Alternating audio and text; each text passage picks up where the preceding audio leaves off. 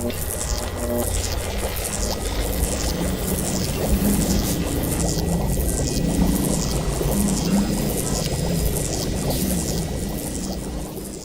Tag, bonjour, and how you doing? This is the Astro 30 here again.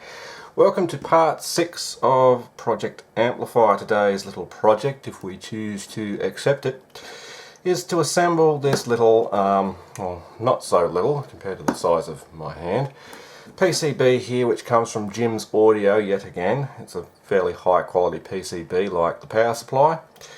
But this little headphone amplifier. Now, I thought this was going to be a smaller board, and it could have been made smaller. I don't know why he made it so large, but he did.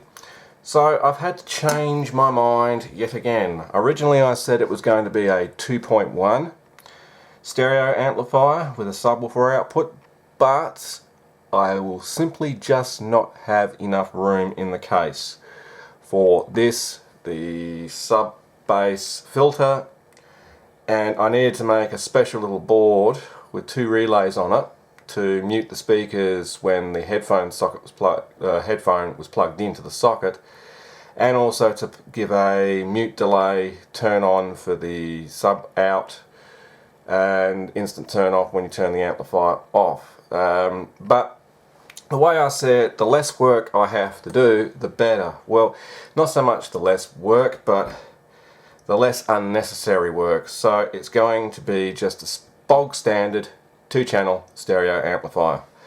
But I did want to use this headphone amplifier board because, well, it's better than connecting the headphones through a dropping resistor directly to the output of a power amplifier. And considering this cost about $12 for the PCB, and it's bare, you don't get any parts, just like the power supply. So I'll put a link in the description to the eBay article for the Jim's Audio headphone amplifier. This is called the Grado RA-1, and this is actually available on a do-it-yourself audio site as well, so it's a copy of someone else's design. But let's take a quick look at the schematic here. On first looking at it, it just looks like a standard op-amp circuit. Well, essentially it is. We have the variable resistor input here, which is up to 100k, but I'm not going to be using this because, well, the output of the preamp, this is going to be connected to the output of the preamp along with the power amps. There's already a volume control at the output, so this is null and void, so that can be deleted. So forgetting about the variable volume control resistor there, we've got 2 input capacitors, a larger one and a smaller one. This C3, C4, that's for each channel, it's supposed to be between 3.3 microfarad and 10 microfarad, which fits across these 2 here. Notice all the multiple size holes here. And there's a smaller value capacitor up here, C1, C2, which is a 100 nanofarad. Now, I'm not exactly sure why he's done that, but okay. Now, the thing about this is the values of R5, R6, R3 and R4. So looking at the parts list, R3 and 4 is 122k, which is, okay, a fairly high resistance there. But what's interesting is R5 and R6. He's got it marked as 465 ohm. Now, that can't be right, and I'll tell you why. Okay, so if you remember from a previous video about the gain of an op-amp, we have our input, our output, and we have our resistor network here, which is R2, R1 for instance. So our gain equals 1 plus R2 divided by R1. So the values that he's got, this will be R5, R6. So for the values he's got 465 there and 122k there, so that's ohm. So if we look at that, that's 1 plus 465 divided by 122k in whole ohms, which is 122,000, that's going to equal 0.0038 roughly, which will then equal in total 1.0038. So that is basically operating at unity gain or no gain at all. So basically that means that this op-amp is effectively only acting as a buffer and not an amplifier, and that's not right. And investigating schematics online, I found that it was more closer to these values, 464k, and that's actually 121k. So if we do those calculations again, so that's 1 plus 465 divided by 121, which gives us 3.843 roughly, which equals in total a gain of 4.843. That seems more reasonable. So what I'm going to end up doing is I'm going to make this 120k and this 470k, and by those values we're going to get close to this value, but it's more like 4.9. So we're going to end up with a gain roughly of 4.9. So that's the only thing I could see wrong overall with the schematic. So I don't know where he got this original design from, somewhere off the internet I suppose, but he misread 465k as 465 ohm. So we're going to assemble this board. So I went out and bought some parts that I'm going to need. Well, I don't need 3 of those. They're machine pin IC sockets. So I got a machine pin IC socket for the IC because the value of the IC is an NJM4556 if you're going to use a headphone impedance below 120 ohm. Above 120 ohm you use a NE5532. However, I don't like the idea of connecting a in load like a speaker or whatever directly to an IC. It won't make the IC very happy.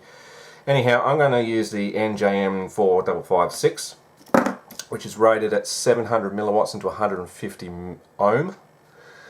This is a non-insulated DP-DT switched 6.5 millimeter headphone jack, which I'm going to have to work out where the left, right and the switch part connections are, because the speakers both left and right are going to come into the switch and then come back out to the socket at the back of the amplifier, so that when the headphones are plugged in it disconnects the speakers.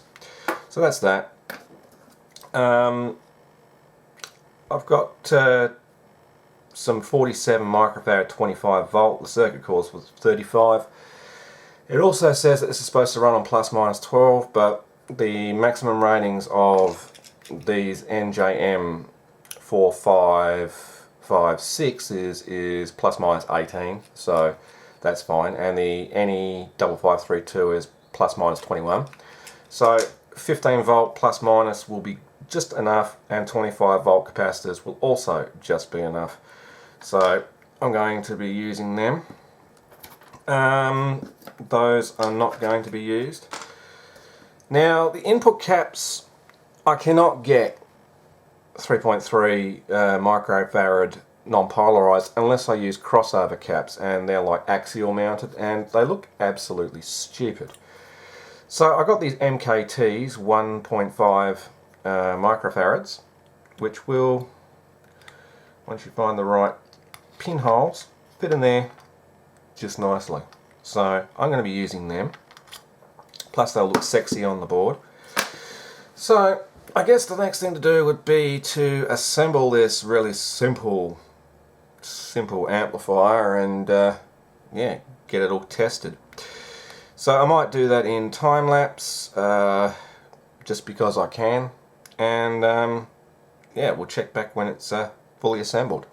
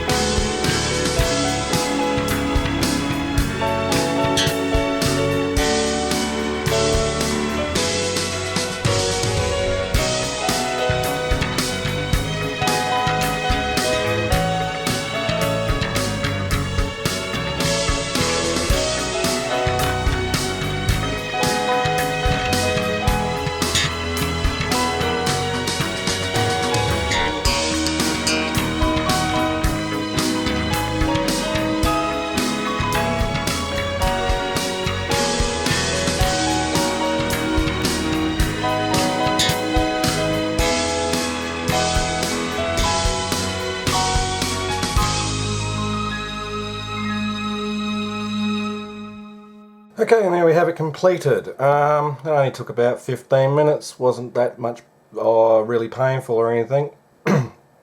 Obviously I haven't mounted the socket or a potentiometer here, and because we're not using, or I'm not using the potentiometer, we obviously are going to have to bridge the center and the clockwise position pins on each side of the pot here over so that the signal path can get through the rest of the circuit, or else it's not going to do much. So that's assembled. So what I want to do now is hook up some fly leads to these output terminals, just so I can get some output and measure it on a scope. Now, I had to make a substitution with that 120k I was talking about before. Well, I don't have any, and I didn't think to buy any, so I don't have any, so I've changed it to 100k, which means we should still have a gain of around 4, which is still substantial enough. I mean, driving 700 milliwatt or thereabouts into headphones is quite a significant level of power, and it's enough to damage your hearing. Just keep that in mind. So there's going to be no way at all that it's ever going to be driven at that power. It's just not going to happen. And with the headphone socket that I'm just adding fly leads to now for testing, that's going to be mounted to the front panel. Okay, and then I'm going to just solder audio shielded cable across these left and right pins and the ground, and take it up to the front panel that way. So I've already marked with Texter the holes that I need to drill in the chassis and the amplifier case, so they're ready to go. I've just got to drill them yet. But first I'm going to do some testing on this to make sure that it first even works, and find out what its actual output gain is and what its input sensitivity is before it starts distorting. So that's the fly leads hooked in. I will just trim off the excess here. I mean, they're coming back out anyway, but I don't want long bits of metal sticking out everywhere. Okay, so seeing as I've got all these component lead offcuts, I'm going to use them in the terminal headers to give me my input, output and power. Well, input and power anyway. So I hope you're enjoying this series of videos. I am kind of taking my time with this. I know I did change my mind about the 2.1 thing, but it is what it is. Unless I start mounting circuit boards across the rear panel, which I don't want to do. So I'll just go with doing it single stereo, 2-channel. I mean, if you get the preamp correct and the decent set of speakers connected to it, it will sound alright without a sub, as far as I'm aware. Or I should say, as far as I'm concerned. And now I'm just waffling on about crap whilst screwing in bits of wire. But that's another great use for these component lead offcuts. Saves wasting my link wire. Okay, so that's ready to put on the desk. I'm going to pop you on the floor. I'm going to get set up with a power supply set to roughly plus minus 15 volt. And well, it might help if I actually insert the IC, or at least one of these ICs. I've got 5 of them, just in case I blow one up, which is quite possible. So I need to get this out of its tube, and there's sticky tape in the way. There we go. So we've got one IC there.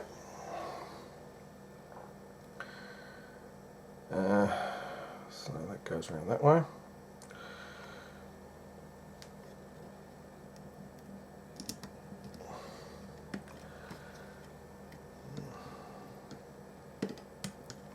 There we go, IC is inserted, so that's all ready to go. Take it out of my helping hand jig here, and it's ready for testing. Okay, I've got everything set up. I've got the function generator set to 1 kHz 1 volt input, and we can see there is actually an output on the scope with no power connected. We seem to have about nearly a volt output peak to peak without any power connected. It shouldn't, but anyway, we'll power it up. And with it powered up, the signal went away. I don't have anything, but we're drawing about 60 milliamp according to that power supply, so that's alright. So I'll just swap the inputs around. Well, we still don't have any output. As you can see, it's becoming more triangular the more I increase it, so I'll back that off until it's more sinusoidal, which would be around about there. I reckon it's about 5.1, 5 volt, something like that input, and we're getting a V peak to peak of 42 nanovolt. That's not a lot of output, is it? So I'll just switch over to the other channel. That was the right input. Well, now we've got severe output.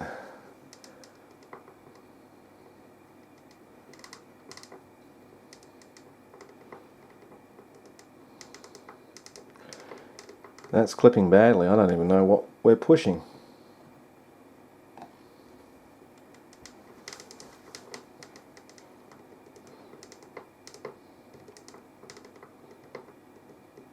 That's a horrible waveform.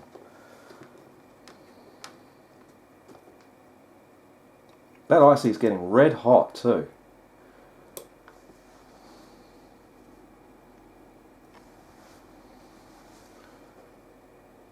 I don't know what's going on here.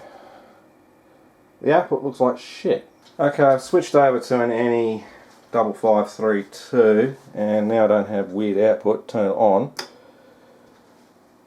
Well, we seem to have an output voltage, but it's fairly noisy.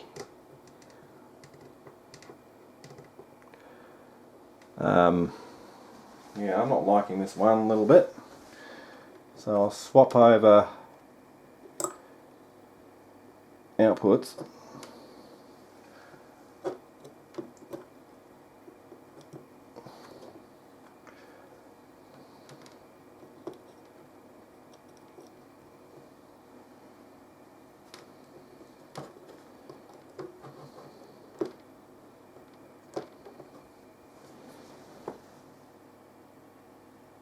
That might be crosstalk between the two channels actually, because that doesn't look right, because we actually have an output signal there. So drop that down. That's relatively okay. That looks a little bit better. We're getting a V peak to peak, a 6 volt output. That chip is not overly hot. So let's find out what its actual maximum output is. Should be close to the power rails. Starting to clip yet? No. We're at 2.8, 2.9.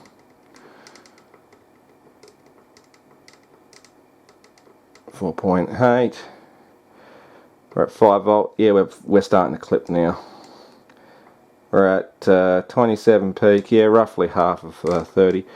So I know it's about 4.8 volt peak to peak input for around about unloaded 13 volt output. So that I saw there must be just random crosstalk noise, because we should have an output now, which we do, 6.8 volts. So I now know which one's which. So the NE 5532 is working fine in there, but it does say that you're supposed to use that only if you're going above 120 ohm. So what I might do now is I might swap out that 5532 back for the original IC, because with it plugged in now on that IC there is no output, and that IC is getting relatively hot. There could be something wrong with that IC too. It is inserted the correct way around, so I'll try another one. Alright, new IC's in. We actually have an output this time and it's not drawing much current. 0.60 milliamps was considerably a lot. So it turns out I had a defective IC. So this one, for some reason, doesn't work. So I'll throw him out because it's obviously not working.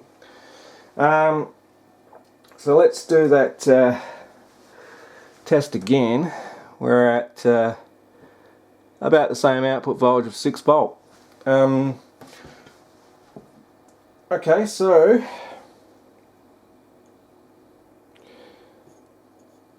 that IC is getting mildly warm. Alright, so what I've done is I've stuck the output of that channel across a 100 ohm half watt resistor as if it was loaded down with around about 100 ohm impedance headphones, and we'll actually see what the output voltage difference is now. Currently it's turned off. Turn it on. We still have an output, and we're still pushing 6 volt. So between loaded and unloaded, the impedance really doesn't seem to matter too much to the IC. We're not getting too much of a drop in voltage output. So I will now test the right hand channel. Make sure that I'm getting an output signal on that channel. Turn the low back on, and yes I am. And it's the same, about 6.8 volt, or 6.08 volt. at 1 volt in. So it's going to be pretty powerful. Right, so now that we've sorted out the issue that I was having, I now know that across 100 ohm load it should be fine. I really need to test it into headphones. Obviously not at that power though. So I've got these old digital brand, I think they're called, which you can't buy anymore, crappy headphones with a 3.5mm plug on the end of it. So I'm going to hook that up to the output instead of the oscilloscope. So I'll just hook these across the plug. So now it's actually plugged into a pair of headphones, and I'll see if I can hear the tone coming out of the headphones. Oh, I can, and it's fairly loud. And now we're drawing around about 20 MA. So that's considerably loud. I'm going to drop that down to about 500 millivolt. I'm going to swap the leads around again. Should be right. Yep, I can hear the tone. It's going into the same earpiece, it doesn't really matter. Now, what is the impedance of these headphones? Well, let's find out. About 64 ohm. That's not bad. That's well within the ballpark of what that IC was supposed to be capable of driving. So I'm going to leave it with the, well, these are actually JRC 4556s. One was damaged. Okay, so I suppose the next thing to do would be to play some audio through the headphones and see how it sounds. Got the laptop hooked up to the input, so I've got it on about 10% volume. Turn it on. Got both channels hooked up.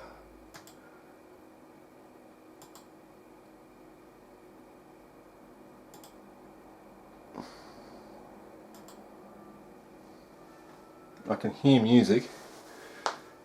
I might try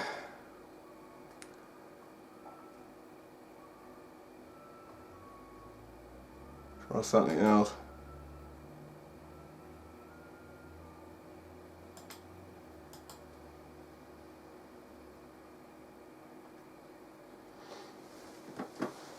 You can't hear it, but I can.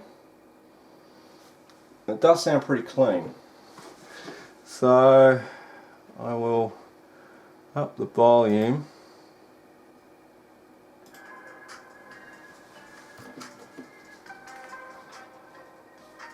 That's driving it almost to distortion.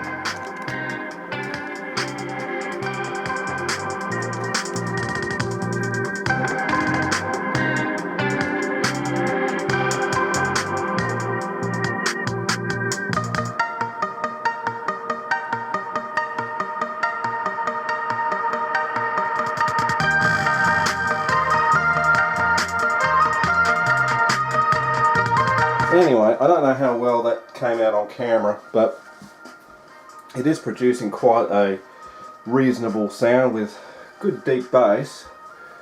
So I'm happy that it's working. I'll just turn that off now. Okay. Turn that back down. Now, I guess the next thing to do would be to mount it in the case, work out where my left and right connections go on this, because there's not much data on this, on here, and yeah, then I can actually wire it up to the power amplifier, well, the amplifier's power supply, and actually mount this thing properly. Now that we've done the preliminary tests and found it to work and work reasonably, it's time to actually put it in the case. Okay, so what I'm doing is I'm using a multimeter in continuity mode, and I've got some fly leads connected across the back of the socket here, and I'm using a 6.5mm to 3.5mm extension cable that I made at some point, so I can actually just probe around the back of this socket here until I get continuity on the meter from what I'm measuring now as the outside ring. I found it by the looks of things. Now I'm shorting on another pin. Right, so I found where the left channel is, and I've drawn a little map here on the whiteboard, and this is viewing the socket from the rear. So I found the left pin is over here, which if you actually turn the socket and faced it to you, the two outer ones should be the left and the right, left on the left and right on the right.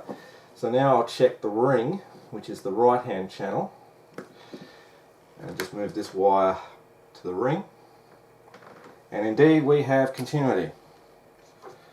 So that is the right side, and the rest of these are the DP-DT switch. So I'm reckoning the commons are these two center pins closest in line with ground. So the way I'm going to measure that is I'm going to connect that lead to there and connect that lead to there. Now we have nothing on the meter. Connect it on the other side. So that's with it plugged in. We've got a switch there.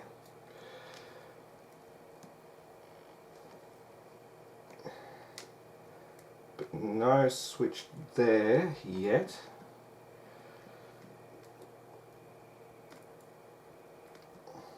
Aha. Okay, so that must be the center.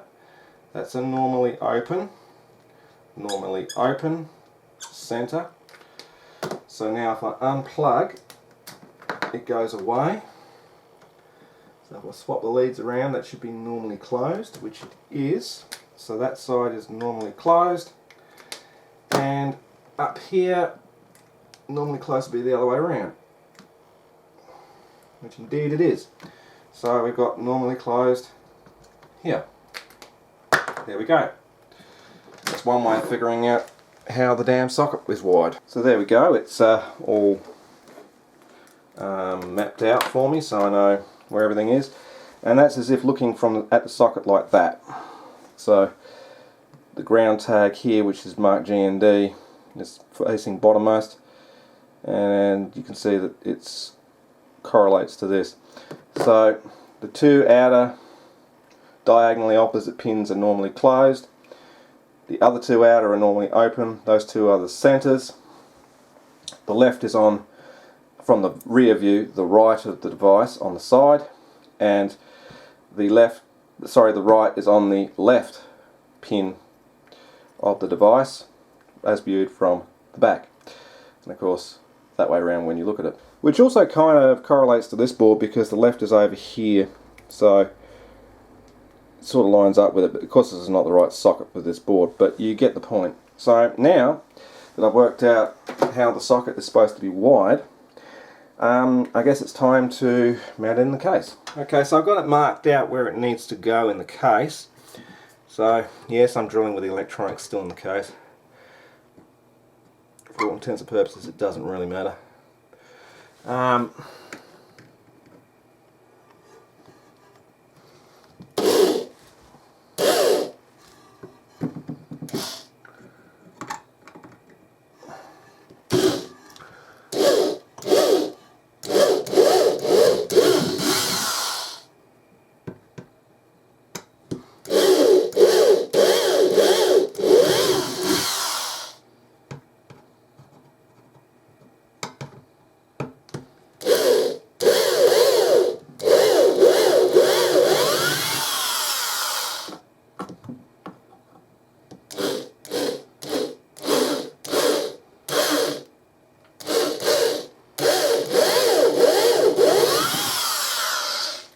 Hopefully they're in line.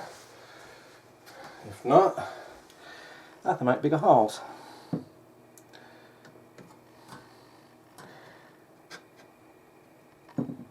I reckon that should line up just fine. Okay, so here's a good trick for deburring metal. Take a drill bit, about nearly twice the size of the hole you've just drilled. Put it in where it's burring.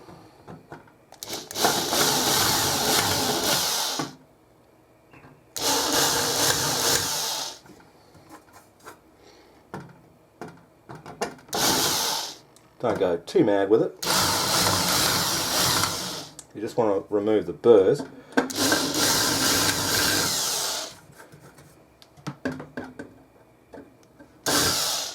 There we go, done, deburred. So now I'm just going to mount the standoffs to the PCB.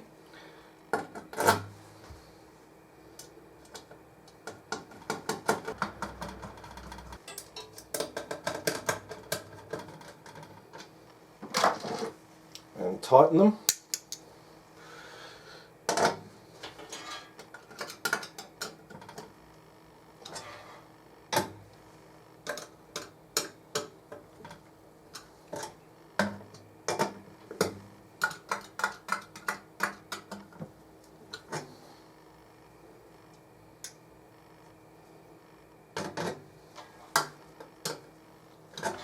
Okay, they're tight. Bring our circuit board in. I'm going to mount it that way around so that the power supply lines come in this side and the audio is on this side. And from what I can see, without even screwing it in yet, it is going to line up just nicely. So I'm not going to screw it in because I do have to solder wires here for the output socket. So that's the next thing I've got to do. It's got to run from here round that side of the case, round the front, over to here, somewhere roughly there. So I need to get a length of cable that long. So I've got this twin core shielded audio cable. I've got 4 meters of it. So I'm just going to estimate roughly how long I need it. So I'm going to need it about that long. So that's where I'm going to cut it.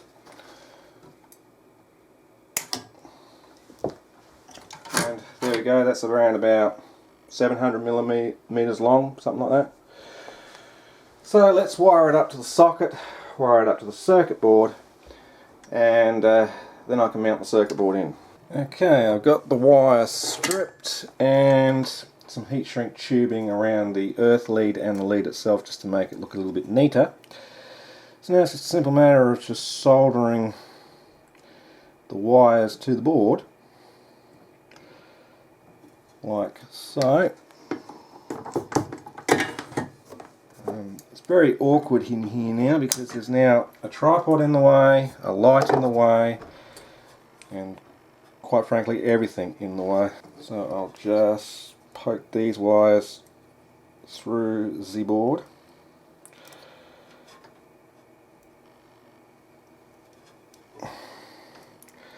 Could have probably found an easier way of doing this, but whatever works, right? Because that doesn't want to really stay where I put it. Hopefully it'll stay there long enough.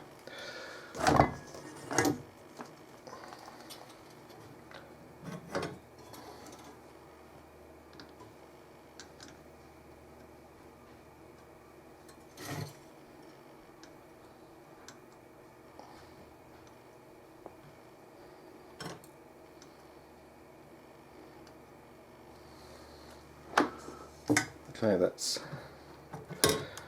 wires soldered in. They look like they're through the board anyway. Yeah, I'm satisfied with that.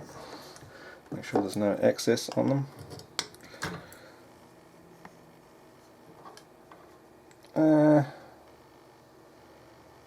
Yeah, right, okay, so that goes in the case over here. That's right, sort out the wire. Okay. But for now I just want some form of strain relief on this so it's not causing an issue and causing it to come out of the board.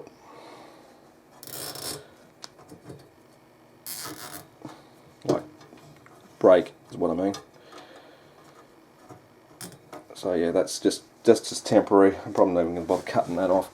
Okay, so now I need to solder the socket onto the other end. That's going to be plenty long enough, I think.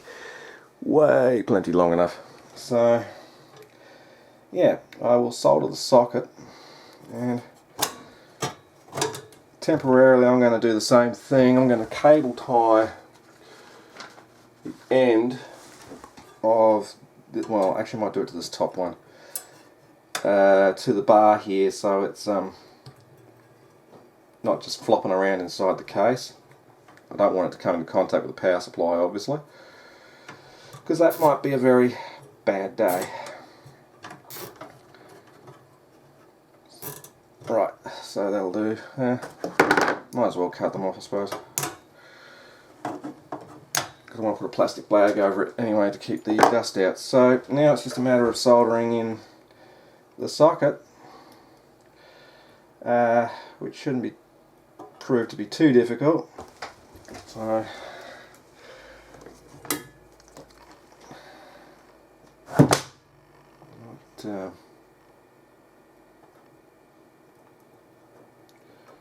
that's the earth. It might not be a good idea to hold the case of the socket while soldering, because it's going to just transfer the heat straight through it. I think that's soldered. I can't see because there's a blinding light right off to my right. Yeah, that's soldered. Okay, so I need to cut that excess off. So that way around, right is on that side.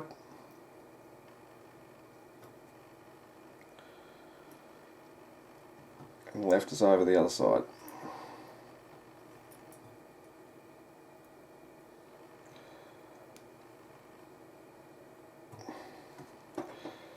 Okay, time to solder them.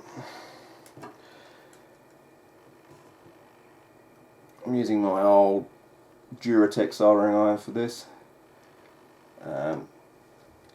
Just gives me a little bit more heat. So actually that PCB wasn't as bad to solder to today as the power supply was, even with this soldering iron. So it did actually solder quite easily for me, which I'm happy about. So now I'll just trim off excess wire, and that would be, well, that part complete. Now I've got a source of output. I do need to now wire in the power supply rail, so I'm going to put the 0 volt from this module to the 0 volt here, because it's already grounded here. So no, the 0 volt's not going to go to here. If there proves to be some form of induced hum, I'll change it to there. It's not a real big deal. But the best way to reduce hum induction is to twist your power leads together when you connect it up, so that it can't form an inductor. Okay, so that's what I meant about twisting the wire together, so that it reduces the chance of induction. So now it's just a simple matter of connecting the boards together.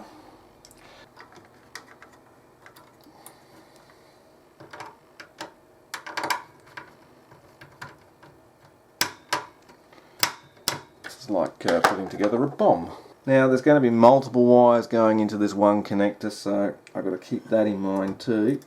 It's going to be another set of 2. There was going to be 3, but there's no longer going to be a filter for the subwoofer. I will still make a video on that particular circuit board kit when it comes in, you know, building it and testing it and whatnot, but it's not going to go into this amplifier. Now this probably will not be the final length of the wire. As you can see, it's pretty long at the moment. This is only just to get it working, and then when I come to tidy the wiring up and join in my multiple 15 volt rails, I will probably trim that down and actually join them together at one end and just put them all in the socket. That is complete. So now it's probably ready to actually test it from its own power supply now. Just to make sure everything's still working. So I will plug in my jerry rig power cable. Make sure it's not going to come into contact with anything.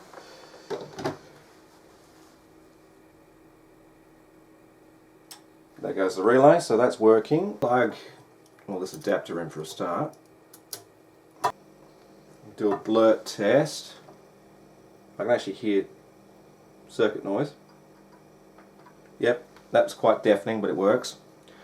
Okay, and so you guys can actually hear the output. I've got two PC speakers here, crappy ones. Digitech actually. And now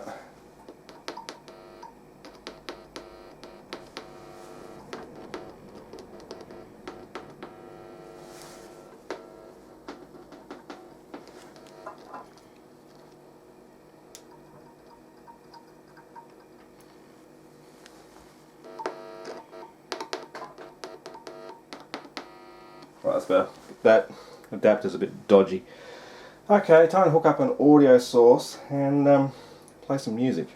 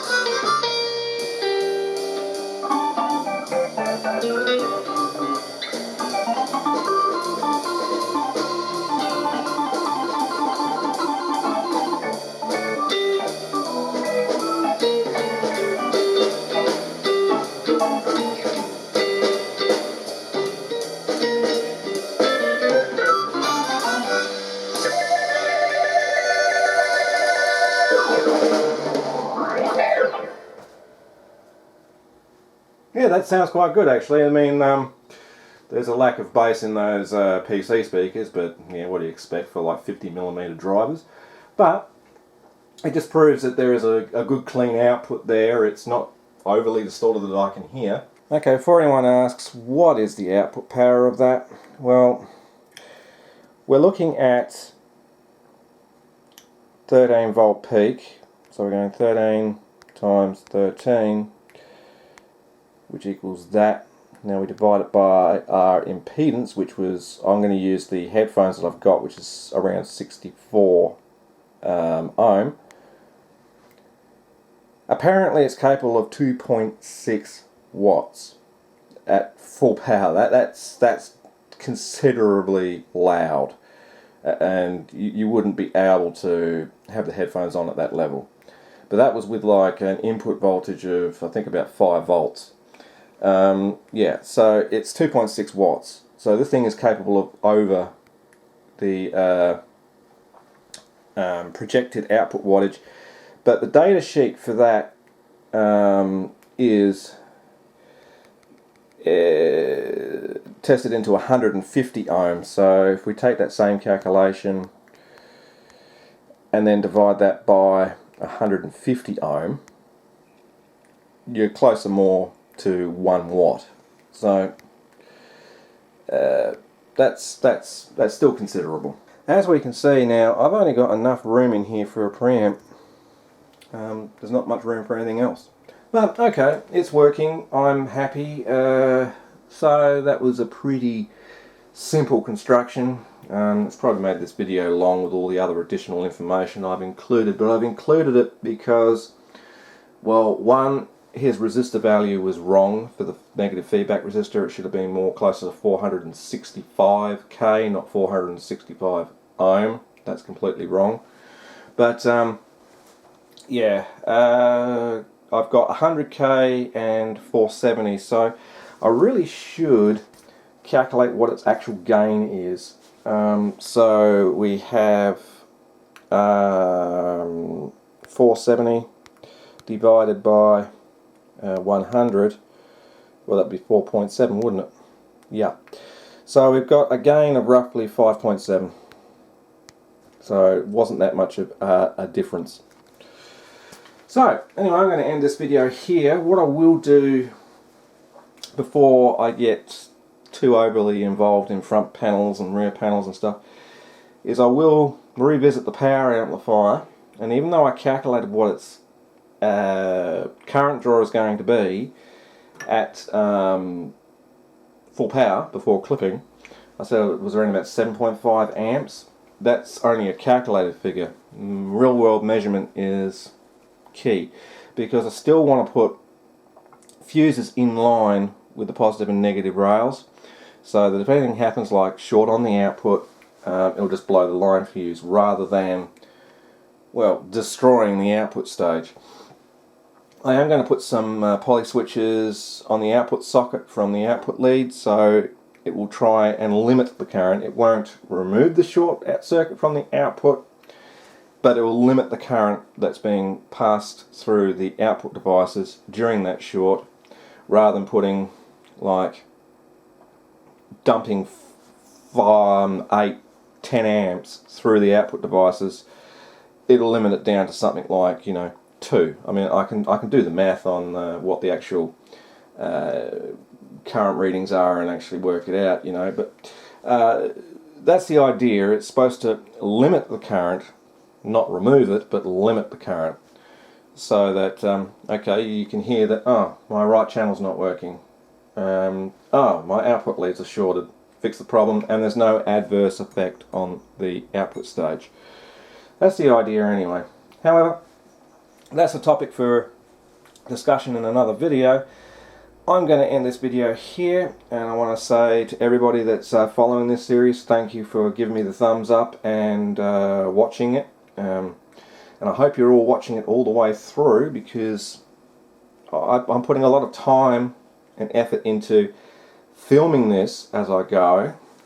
Not everything, obviously, but bits and pieces along the way, and editing it down and uploading it for you to watch and enjoy. So it really makes me appreciative when you give me a thumbs up or a positive comment of how it's going, or asking a question along the way of why I did what I did. Yeah, and I'll try and answer everyone, obviously, but yeah, I could have just, you know, just built this thing all complete over 2 months, and then said, here, I've got a box of parts, I'm going to put it together, bang, throw it together, next shot, you see it's all completed 2 months later, and we do some output tests and sound tests, and say, yeah, I've got a working amplifier, I made this change, that change. I didn't give a bollocking about that, so I removed it, and okay, whatever. But that's not who I am. I'm a person that likes to share what it is I am doing, because some of you might find that topic interesting, but I'm just waffling on now about random crap, so I'm going to stop here, and I'm going to say thanks for watching, guys, and yeah, keep up the thumbs ups and the comments coming. Thank you. See you in the next part. I'm the Astro 30, and if you enjoyed this video, please remember to rate, comment and subscribe below, and you can always follow me on Facebook and Twitter. The links are in the description as usual. Also, you can support me on PayPal by donating as little or as much as you want, because your donation allows me to buy stuff to play around with on the channel. And speaking of channels, check out this guy, 12 volt vids. He has some great content to do with electronics on his channel. Anyway, this is the Astro 30 saying see ya, have a great day.